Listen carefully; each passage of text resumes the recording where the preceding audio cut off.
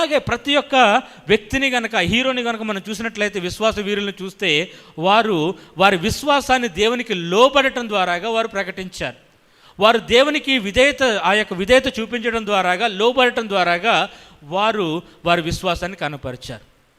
ఎందుకంటే విశ్వాసంలో అతి ప్రాముఖ్యమైనది దేవునికి లోబడటం. సౌలు అనుకున్నాడు, రాజు అయినటువంటి సౌలు దేవునికి బాగా అమాలేకీల నుంచి తెచ్చినటువంటి మంచి బలిసినటువంటి ఆ యొక్క ఎద్దులను బలిస్తే దేవుడు సంతోషపడతాడని చెప్పి అనుకున్నాడు.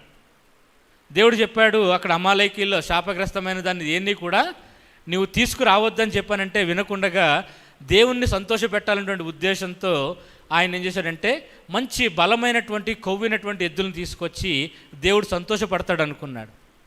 కానీ దేవుడు సౌలు గాలి తీసేసింది. ఏమన్నాడంటే, బలులు అర్పించుట కంటే మాట వినుట శ్రేష్టం అని చెప్పి అన్నాడు.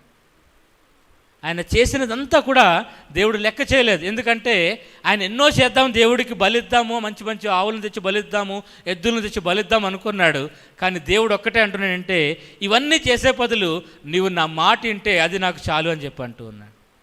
హల్లెలూయా. సో మనము కూడా ఒక్కొక్కసారి సౌలు వలె దేవునికి సహాయం చేయాలని చెప్పి చూస్తూ ఉంటాం.